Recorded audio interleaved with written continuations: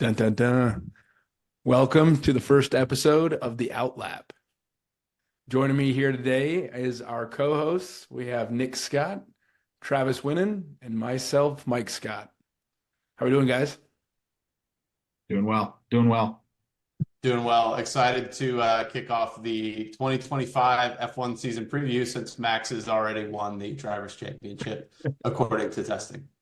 Yeah, no, definitely another year. Seems like we're racing for second place. Yeah, for everyone tuning in for the first episode of the Outlap, this is a kind of all things motorsports, but most importantly, F1, just so that you can watch it with your wife or girlfriend. So, Summary. yeah, so guys, I guess where do we start here? We have so much to talk about. We got new liveries, we got big moves, we got preseason testing done, racing coming soon. Yeah, I don't know who wants to kick us off. I think let's roll right into testing and just kind of address the elephant in the room that is Red Bull. They're looking pretty tasty this year already. And Max just kind of ho-hum put it top of the first two sessions. There is always the caveat of, it's testing. You don't know what the fuel loads are, but pretty ominous. We'll get into the tech a little bit later, but I think that just interesting the route that they took, but still looking like the powerhouse that they were last year. Do you think, do you think that I know there's always like the game theory of like testing in preseason, but do you think there is like any sandbagging coming from the top of the teams? Or do you think, given how dominant Red Bull was last year, that people are just like, whatever I can do to get close? There's some sandbagging for sure, man. But I mean, like Red Bull's probably sandbagging, which is still concerning. Like, I think to an extent, like Max is very clearly still the dominant driver in car. I have a lot of friends that the Drive to Survive crowd, of which I am one. I started watching 5 years ago, and when Drive to Survive started kicking off, and I have a lot of people that are like casuals that are like clamoring for more competition at the top. But like thinking about the history of F1, like that doesn't happen very much. I think it's important to remember that like if you're watching this sport, you're probably a nerd like we are, and like are interested in the midfield battle and stuff like that. So even though Max seems to be like he's gonna take over the world again and win his fourth championship. There's still a lot of other cool stuff too. Got three in the bag already. Yeah. No, and to that point, I think you got to realize how lucky we were in 2021 that it came down to the last race, the final lap. Like that, to your point, doesn't happen super often. And like kind of mentioning Drive to Survive kind of gave me an interesting thought around how like there's some, that's releasing. I think it might have released today, actually. No, tomorrow. Tomorrow it's I got binge and brunch early tomorrow. We're cracking off and just going all the way through. Getting used to the Saturday morning races. We're just gonna watch that clean through. 1 week away, 1 week away. But there were some kind of grumblings online that people were like, well, what are they going to talk about? Because Max dominated everything. And I think that is kind of the interest of Drive to Survive, is all those like background stories. Because when everyone got into Drive to Survive, I don't know if everyone remembers, but Lewis was dominating the sport in a similar fashion. And then right when kind of the peak of the buildup of the hype of Formula One, we had one of the best seasons to ever, grace the track. So on that note, you just got to hope for more than two teams win and Max to not win 18 of 23 events like he did last year. I think that's really the hope, is just to get a little bit more mix up. But Red Bull definitely still looking like the powerhouse that they are. Only other thing I wanted to talk about before we got into the tech side was drain covers with two red flags. Surprisingly, only one yellow flag for technical gremlins for Williams on day one with a fuel pump issue, and then two red flags for drain covers, like we're back in Vegas all over again. It just had to be Ferrari too, which is like it just had to be. We'll get into the Lewis stuff later, but like it just still continues to go wrong for them no matter what. So it looked like, I did see, Nick, it looks like they're filling in that with concrete for the actual race, so that doesn't keep happening. But Very, very crazy that that keeps happening. Honestly, in the world of like promos and sponsorships, if there was a new Ninja Turtle movie coming out and they could do something with popping out of drain covers or watching the race under drain covers, I think it would crush. But, maybe a day late and a dollar short there. With AI and like all the alternate reality stuff that's coming up, like that has to be implemented into Vegas this coming year. Yeah, yeah. No, just looking at some of these Drive to Survive episode titles, one of them looks like episode 4 is the last chapter, and it kind of touches on what they got going on over there at Haas. Sad to see, the man, the myth, the legend leaving, but yeah, it'll be interesting to see how they paint the picture, I think, internally in Drive to Survive, and because unfortunately and fortunately, right, I think it's done wonders for the sport, but it kind of with a broad stroke brush paints the picture for a majority of fans right now, at least in my circles. But For sure. Yeah, so let's hop into some technical stuff. I'm trying to learn about technical right now, and I think Nick is kind of our resident technical quote unquote expert as much as we can be sitting here on our laptops doing this as a kind of a side gig. But I thought the most interesting thing that came out from a tech perspective that I would like to be educated on, Nick, is the push versus pull rod suspension. I have no idea what that means. So if you've got some insight, I'd love that.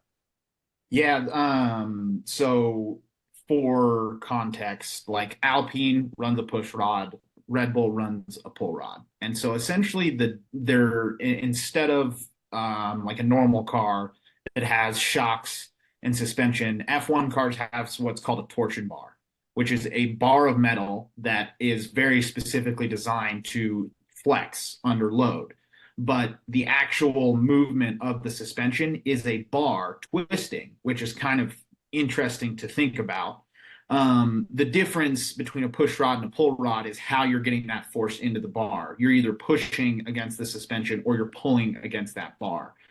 That's kind of the difference. And then the other difference is where that bar is going to be mounted. So if it's a push rod, it's going to be on the top of the nose. So like there was a tech video that came out and they showed Alpine's kind of like top of their car, and they mentioned how pull rods are lower down in the car and you're not going to see that in the same place.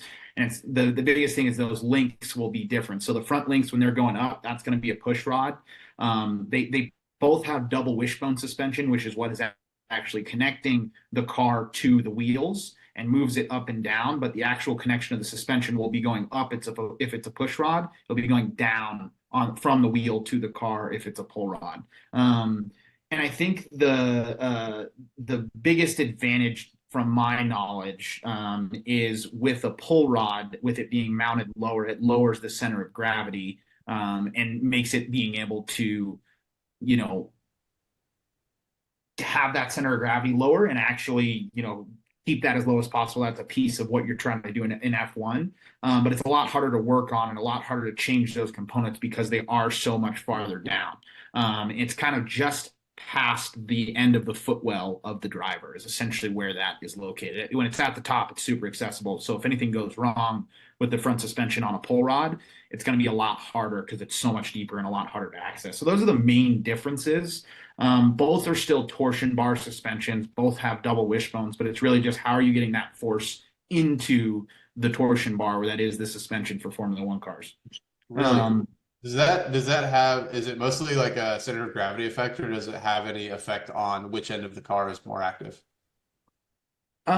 So I actually don't know there. I don't know there. I think it's more of a packaging decision. And then, there is an element of those struts going from the wheel to the car has a little bit of aerodynamic effect. So I think that's mainly it when they're making that decision between pull rod and push rod on the front and rear. It's mainly packaging. I think they'd love to have everything as low as possible, but a lot of times pull rod's not feasible in the rear because of the packaging of everything back there.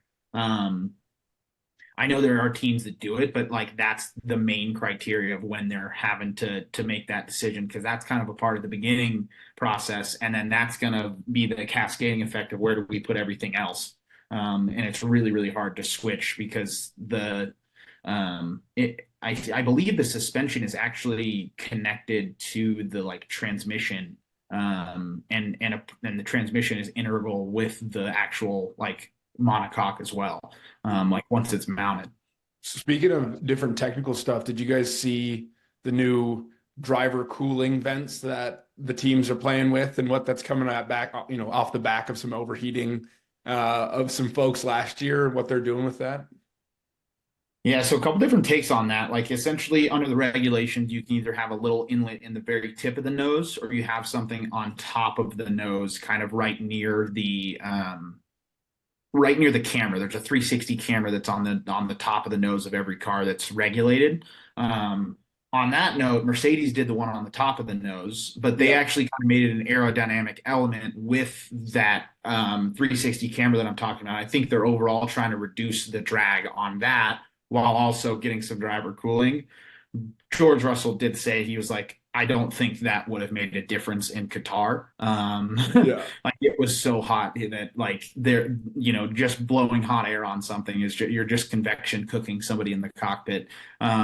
So I think ultimately the effectiveness of those are yet to be seen. But then like McLaren had a little hole right on the tip of the nose. So there's been a couple differing takes. It kind of looks like, if you guys remember the old F ducts from like mid 2010s, that's kind of what it looks like. The ones that have it mounted on the top of the nose, it looks really similar on the Mercedes car. That was my first thought. That is exactly what my mind jumped to. And if anybody's not familiar with the F duct, I think it was McLaren that did it, Mercedes McLaren that did it. And it's essentially, yeah, it was essentially like a duct on top of the car that looked like a air intake for a American muscle car, essentially. And what they would do is on the long straights, the drivers would, other than, most of the time they have their elbow pressed up against the F duct. And on the long straights, in order to reduce drag, they would pull their elbow away from basically an area that covered that, and it would allow that duct to open and reduce drag. So I was wondering, like, that was my first thought when I saw that come across last year, is like, which team is going to take advantage of the driver cooling and turn it into like, what aero benefits can we get? And seems like that's not Merck's only thing they're doing this year. When it, if we're moving on to the next thing, the front wing that they have seems to be a little bit of a I wouldn't call it they're obviously not cheating, but it's really the first instance, I think, with these new cars, like really pushing the technical limits and trying to figure out a way to use a technicality to gain an advantage, which I thought was really cool. No, for sure. And I think, go ahead, Nick. Well, what I was going to say is just, it seems like they took a little bit of a different approach than Red Bull in terms of the front nose placement. That's been the biggest change I've seen. So Mercedes doesn't have their front nose going all the way to the front plane of the car, whereas Red Bull does. But what I noticed is they're really trying to hark back to their glory days of 2017 through 2020, where those really, really advanced looking front wings of the last, generation of turbo hybrid cars.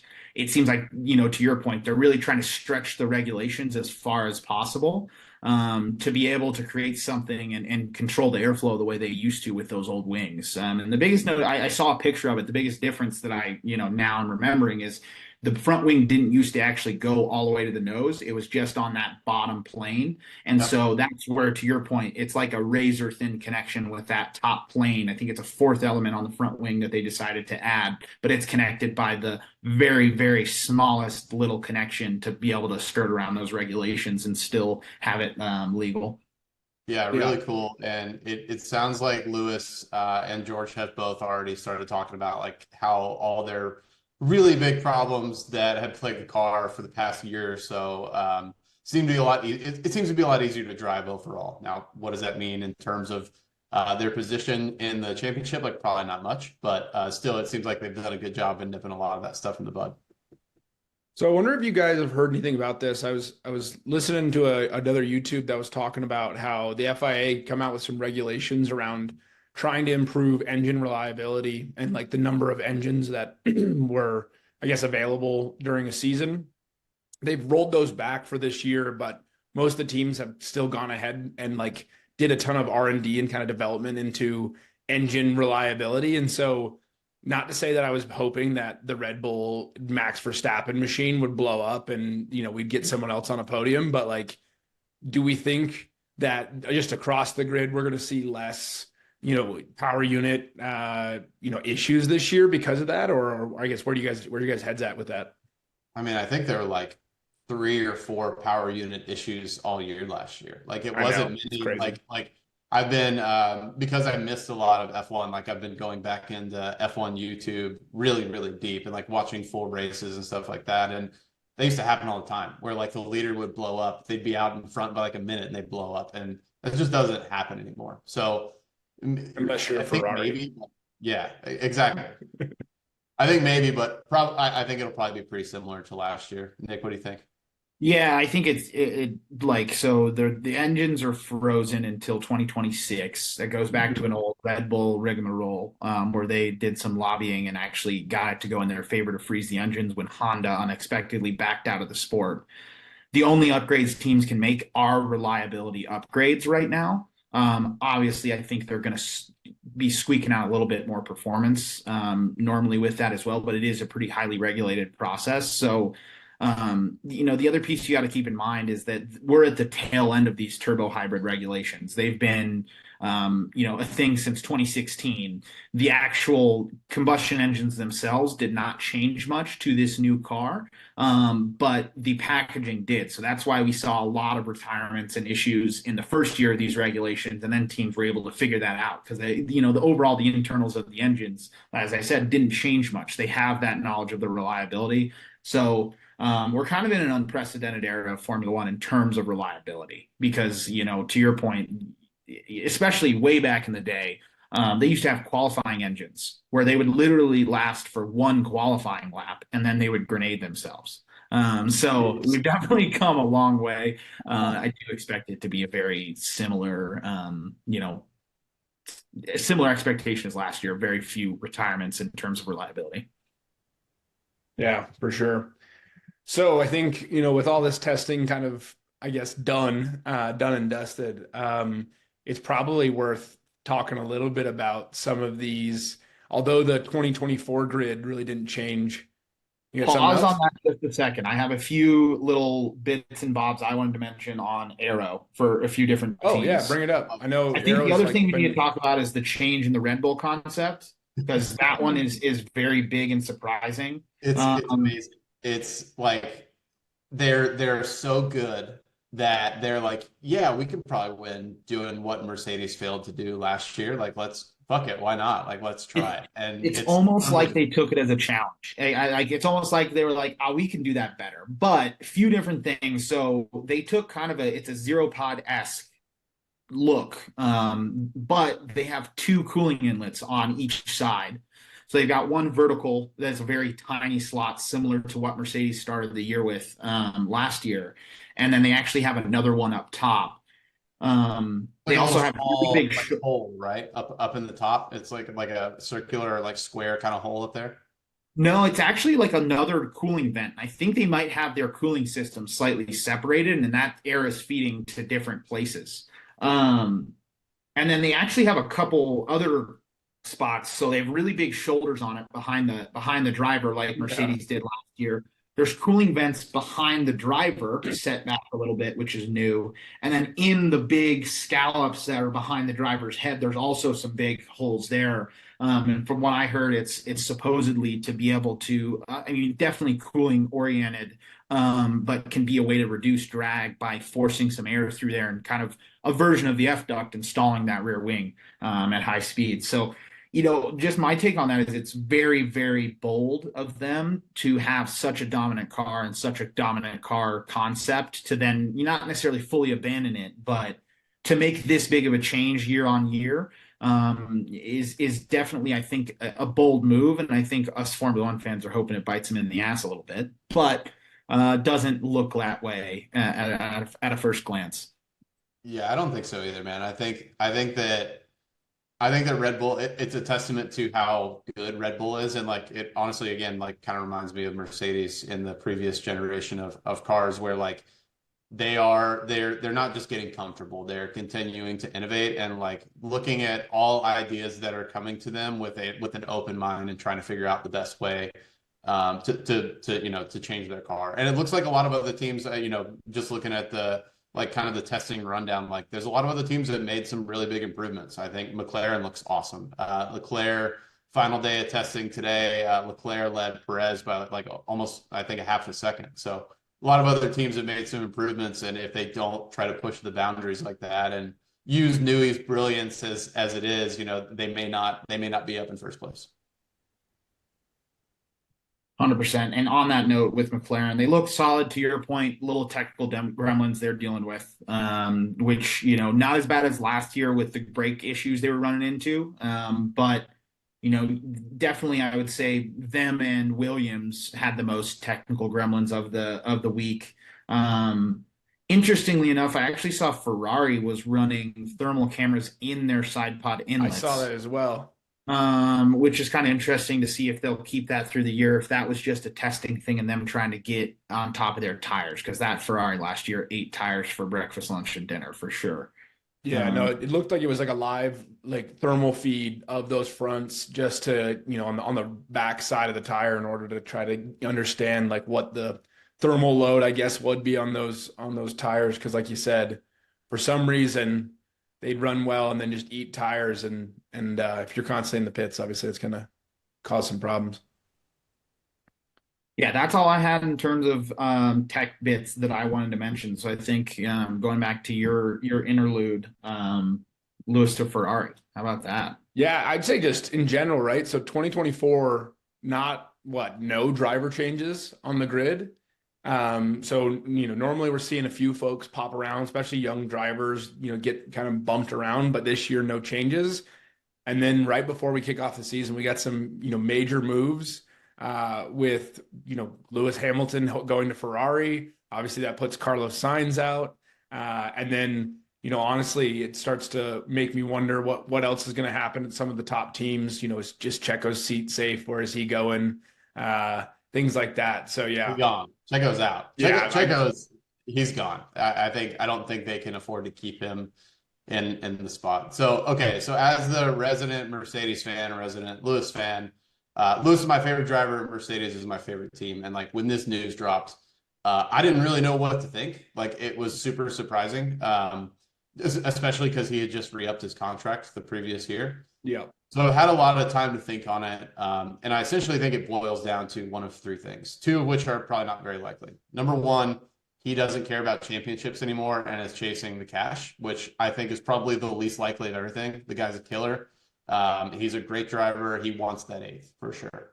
Well, he wants his 9th since he won in 2021. So number 2 is that he knows something about Ferrari's car that we don't, which I think is potentially likely. F1 doesn't really do a good job of being transparent about what's on the forefront for good reason, right? It's essentially an engineering competition. So there's a potential that he knows something about Ferrari's 2026 car that we don't. I don't think that's very likely. And I think what's most likely is that he is upset at Mercedes or was upset at Mercedes because they didn't include him on the development of this iteration of the car.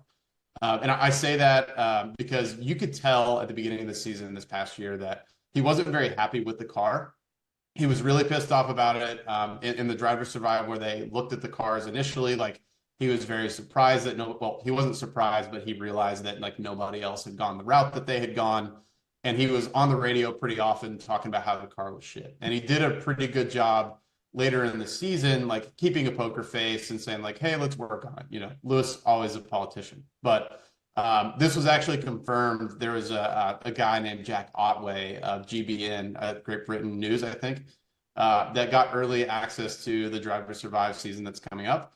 And he essentially confirmed that Lewis had gone to, this is in Drive to Survive, Lewis had gone to the Mercedes engineers and said like, hey guys, like this doesn't look very good. Like if we keep doing this, like it's going to go down this path and they're going to, it's not going to end well for us. And they essentially told him like, hey dude, like stay in your lane. We know what you're doing. And really surprising, like, this is Lewis's thoughts. So really surprising to hear that because Lewis has always been known as his mentors, Nicky Lauda, and like Nicky was also really good with the car. Lewis has also always been really good at car development and understanding the ins and outs of a car, but it seems like that could be the main driver of at least why he made the decision to leave, which is a bummer.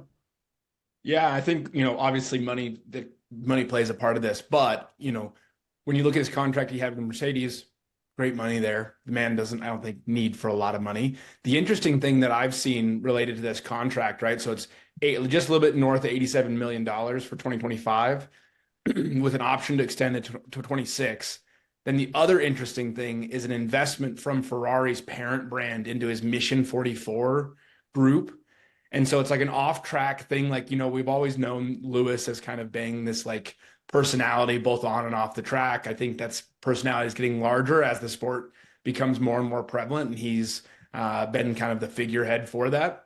And Max is pretty much unmarketable, but that's not neither here nor there.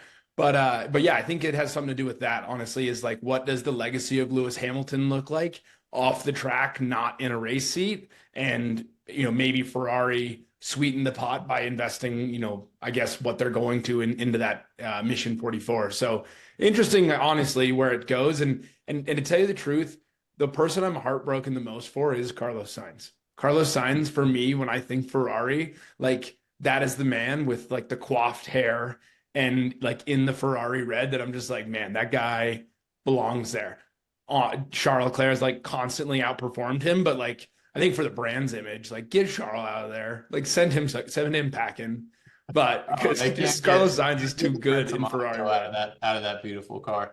I think, Mike, another school of thought on the Mission 44 thing is that, like, without throwing too many stones, like Ferrari and the Tifosi have a pretty clouded history in terms of diversity and inclusion, especially with their fan base and accepting all types of drivers.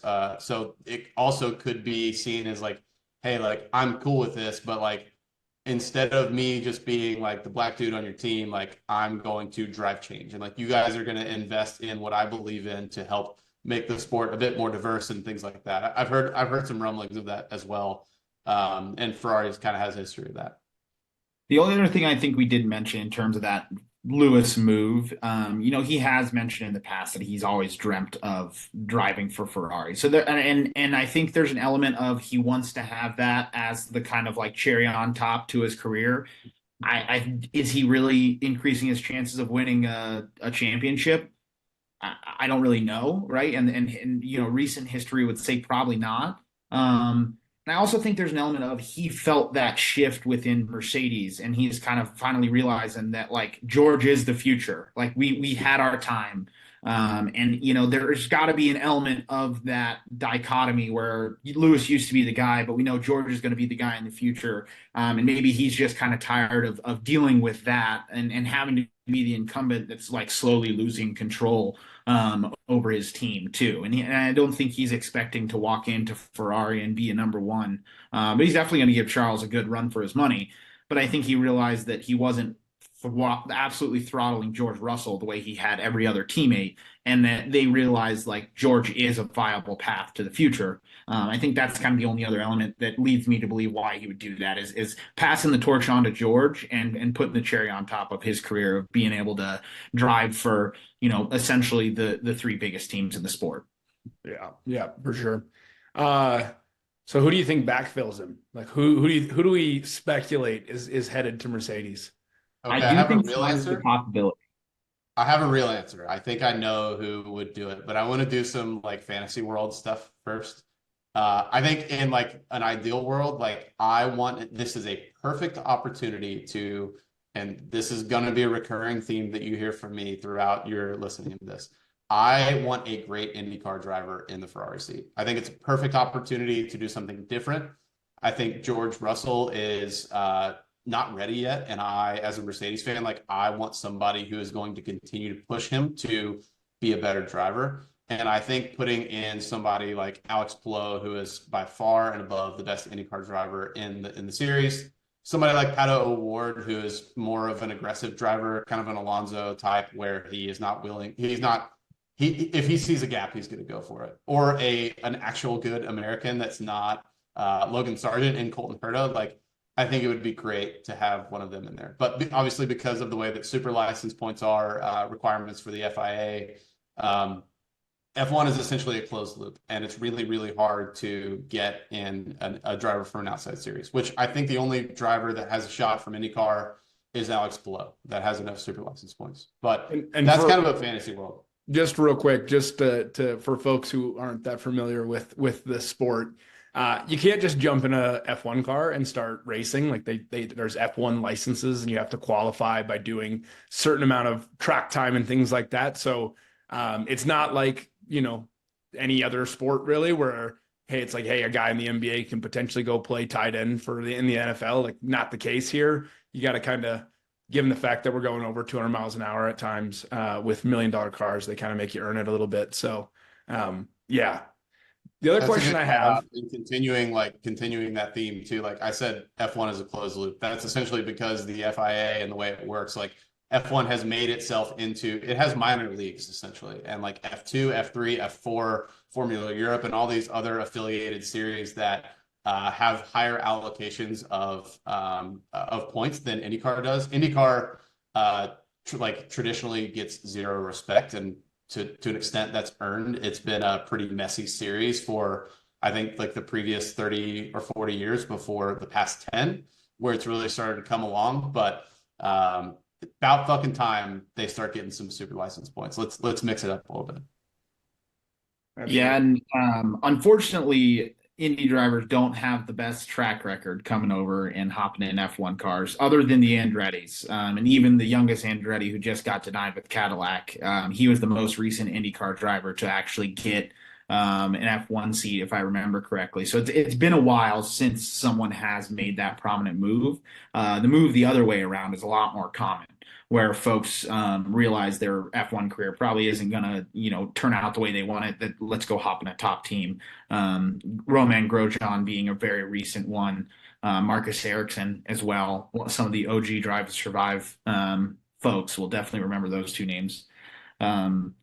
And so, to your point, I think that would be really interesting. I think there's a lot of possibilities to fill that seat. And it'll be interesting, to your point, to see what Mercedes does and whether they double down on George being the number one or try and bring in another like top dog type of driver to continue to push him. And it's going to be a big silly season at the end of this year, and it's actually realistically going to come to light, majority of it for the big teams during this year. And I think that Ricardo to Red Bull's fairly realistic. And then I think Liam Lawson is going to be getting one of the seats there. I think that both of the stake drivers, that's kind of the biggest opening in the grid right now, is the stake drivers that is turning into Audi. I don't think either of them have done enough to stay on the grid. And I think Audi's going to come in and really ruffle some feathers there. There's a lot of rumbling that Sainz ends up there with the long-term Audi connection. His dad is a multiple off-road world champion, has a ton of connections with Audi. So there is kind of that element of connection there. I think that's a realistic home. I do want to see some more young guys getting opportunities in F1 though, like a Liam Lawson, Piastri obviously just got an opportunity, but the winner of F2 last year, he doesn't have a seat. So that's ultimately what I'd like to see, is there's a lot of really, really good drivers coming up through the ranks that are, in the Charles Leclerc, George Russell, Lando Norris style of winning every series they sign up for. So in my fantasy world, I'd love to see, 3 rookie drivers on the grid next year. I would too. I think the only current driver that I really want in that seat is Sainz. Mike, you mentioned that he's, Leclerc is constantly beating him. He beat him by 8 points last year, and Leclerc arguably made more mistakes. I think Sainz is still a class driver, and I would love to see him in that seat. I think he would be a great benchmark for George. Yeah. To your point, Nick, like I want a young driver. Like I think another kind of fantasy land pick is Liam Lawson. I don't think he's going to go there, but he really showed out in his appearances. I loved his style. The hair's sick. Like we need more. Like he looks like somebody who would be in Death Race, which like we need more of in F1, like a Yuki Tsunoda type deal. I think who's probably got the best shot to actually get the seat, though, is Kimi Antonelli. If you're not familiar, you haven't been around the sport for a while. He's a Mercedes junior driver right now. He's been making his way up the ranks. I think he's 18 years old, 19 years old. He's been making his way up the ranks. He won F3 last year. Yeah. They're doing testing for F3 cars right now, and he was involved. And some of the engineers that were involved in F3 testing said that he's the best person in an F3 car since Max. So I think Mercedes is banking really, really hard that he's going to turn out that way. And I think he's probably thinking about like who's got the best shot. Like if he has a great year this year, I think he's in the seat in the following year. So And he's actually going to be competing in F2 this year. He did move up to the next race, and he's with Prema, who's a top tier team there.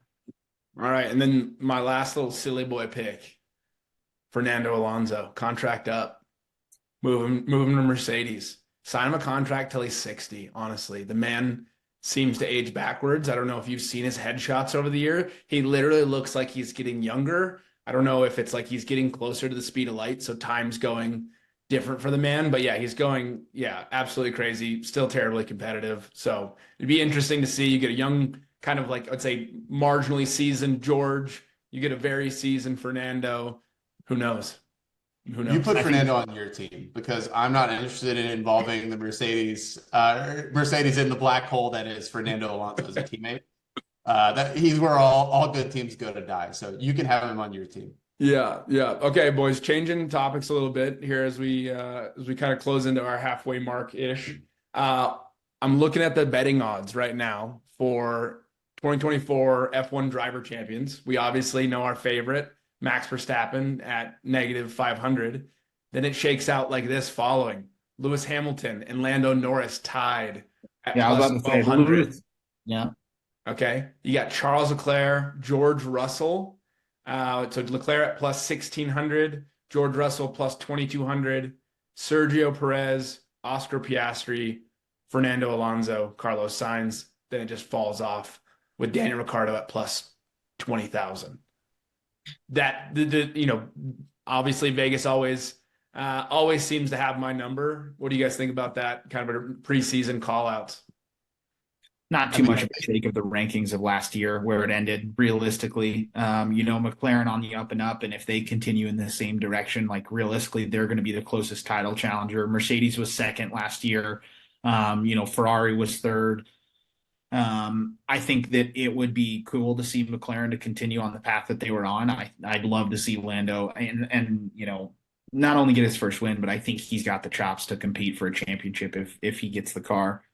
So I would agree with that, and I think those are the only realistic picks. I don't think Ferrari's winning a championship this year. I think McLaren and Mercedes are still hell of a long shots, but it's only going to be Lewis, and I think it's only going to be Lando out of those two teams as well. Yeah, so on the constructor side of things, it shakes out Red Bull favored, McLaren second best odds, Mercedes, Ferrari, Aston Martin. I'm a little surprised to see McLaren up there. I know they were making moves and things like that. They're a plus 700 versus Mercedes plus 800 on DraftKings. So yeah, it's interesting to see that they're slightly. I would consider them pretty much even odds between McLaren, Ferrari, Mercedes, depending on kind of what we get. But them being the favorite out of the runner up is interesting, I think. I'm wearing a really nice pair of Red Wing Iron Ranger leather boots right now. If anybody but Max, anybody but Red Bull wins the championship, I will eat that shoe. Like it's like I think this bet is like the odds are like the winner without would be really fun in this category because like I think Red Bull and no way I'm putting money on them to lose anything. But Nick, to your point, I really think the battle between Mercedes, Ferrari, and McLaren is going to be really cool this year. I love what McLaren's doing. Piastri is turning out to be a pretty mega driver. So yeah, no chance I'm putting any money on anybody but Red Bull. Amen. Yeah. Like you're not getting good odds, but you would have made a lot of money last year if you bet for Max to win every race. So yeah. Max to smash the over on races one. Check that box. I might, if the over under was 18.5, like I might hit the over. No, I don't think it's happening again this year. I mean, the field, like if you look at the field spread last year, it definitely did close up a lot. They're still going to have their tracks where they're super dominant, but I think they're going to have a lot more of a run for their money where they're winning races and not dominating races. You know what I mean? And I feel like we saw a lot more of that at the tail end of last year, and probably what led them to make the change in concept is that they were scared that folks were getting too close. The only way Red Bull doesn't win though is if that car concept change ends up grenading everything. That's the only sliver of hope, right? That's kind of the only outcome. Or Max gets hit by a truck and they're left in Checo's hands and they still might win it. Yeah, well, Max, don't get hit by a truck and be severely injured, just enough for someone else to win. Um, did you guys see that the DRS rules are changing? Obviously, I think last year we saw what the arrow changes did to passing and things like that. I thought we saw a lot more overtakes last year. Did you guys catch the DRS changes? Yeah, I did. I think that's another ominous sign for Red Bull, given that the strength of their car was the quote unquote triple DRS from last year. I feel like the only good racing in terms of Red Bull versus the rest of the field for the front was in the first couple laps. A lot of times when somebody would get out front and then Red Bull would open up the DRS and would cruise on by. So I do think it's a cool change, especially for like the continued future of F1. And I think particularly on restarts, it'll be super interesting. That's always kind of been a lull for me on restarts is when they don't open DRS right away. So I think that'll be really cool for restarts. I did not see it. Feel free to Yeah, no, so DRS summary. rule change. So rather than waiting 2 laps after a restart, like for anything, it's now going to be after a single lap. So the idea is you don't have the Red Bull runaway get a second ahead and then you can't chase them down.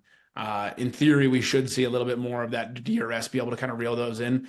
For folks listening who aren't familiar with DRS, it's drag reduction system. It's if you see the car heading down a straight and they open their back wing, it just reduces the drag, makes the car go faster.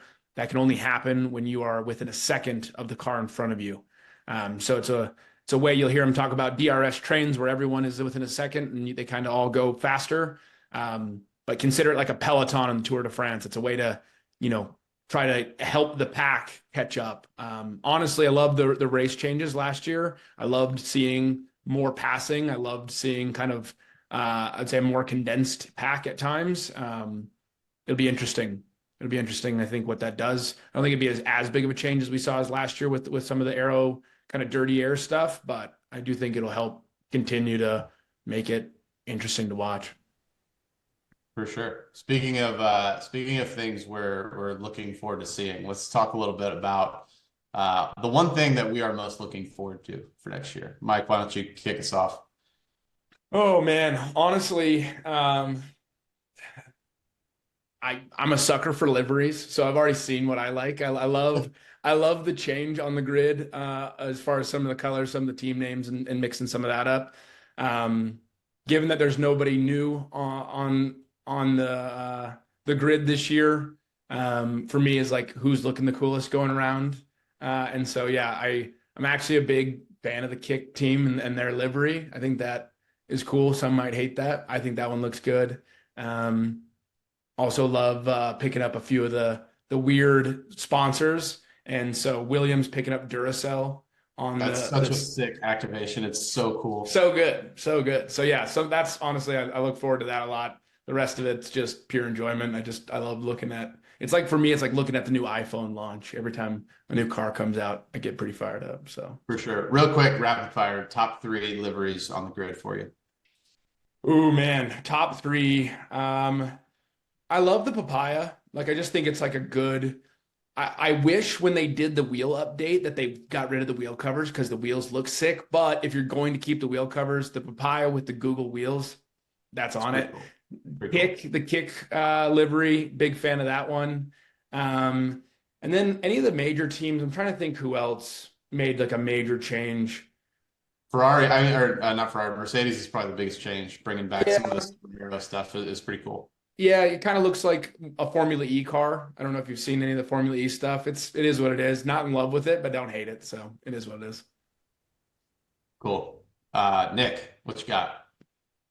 Well, I'm wearing the gear, so I'm looking forward to Lando's first up this year. It's happening. I Agreed. I think that he had some opportunities last year, but Max was just too dominant. There was a hell of a lot of races at the end of the year. If Max would have just broken down, he'd get a dub. But again, being hopeful and continuing on that same trajectory they were last year, I think it's inevitable that Lando gets his first win in Formula One. He's due, and he's going to be smacking the hell out of that champagne bottle and knocking over all the trophies. God, would love to see that. I feel like his maturation has been really cool to watch over the past few years, going from like this goofy kid that's on Twitch, playing Fortnite all the time to like being like a pretty fiery and serious race car driver. He's always had the talent, but seeing him lock in a little bit, it's been really cool. And I think he gets it done too. That'd be great. On an entirely another note, like I think that arguably with the way Piastri developed last year, already coming in with the hype that he had around him, like I think that it's arguable that McLaren has the best driver lineup on the grid this year. I don't hate that. I think that's like Piastri is like legitimately pretty fierce. He was neck and neck with Lando plenty of race, and he beat him plenty of races. Like I think he's right there with him. It's the best rookie season we've seen since Lewis Hamilton in 2008. Like really, that's like the best rookie season we've seen anyone have. No one has come into the sport and done quite the same with an opportunity in a car that's actually quick as well, right? You had Max who moved up to Red Bull quickly, but that wasn't in his first year. So Trav, how about you, man? What are you pumped about? Mine is definitely a grid shakeup for 2025. There are 13 driver contracts ending at the end of 2024, not including Lance Stroll's nepotism contract that we have no idea when it expires. So we got Alex Albon and Sargent from Williams, Hulkenberg and Magnussen from Haas, Sonoda and Ricardo, Perez, Sainz, Alonso, Gasly, Ocon, Bottas, and Joe that are expiring in 2024. So what I'm really looking forward to, I think F1 is at a really cool spot right now where there's a lot of money coming into the sport. And there's a lot of people that are getting restless for wins from other teams. I'm really looking forward to seeing which team comes out on top because there's a lot of opportunity I mean, up to a third of those drivers could not be in F1 in 2025, I think, potentially. So just seeing some new blood injected in there, seeing some teams take chances on younger drivers and maybe having a little bit of a shakeup for the 2025 and the new regs that come in would be really, really cool and something that I think F1 desperately needs. Because like past 7 or 8 years, there's been some new blood, but it's been a lot of the same people kind of moving seats and gradually coming in. So 25 could be the biggest crop of new drivers that we've seen in a long time. Yeah. So for you Drive to Survive fans out there, I think this not this coming season that gets released tomorrow, but the one that gets released the following season, I think the paddock talk that everyone has come to love is going to be pretty juicy as we start looking at some of those contracts. Some people getting nervous, especially depending on how the performance goes this year. So, well, yeah, guys, I guess this is episode 1 in the bag. I think what we should do going forward, Nick, you are our resident sim driver. So maybe we get a driving lap from you next time for the upcoming race, and you talk us through some corners. But other than that, guys, it's been good chatting. 2024 F1 season coming at us fast, and we're doing our best here on the Outlap to get you up to speed.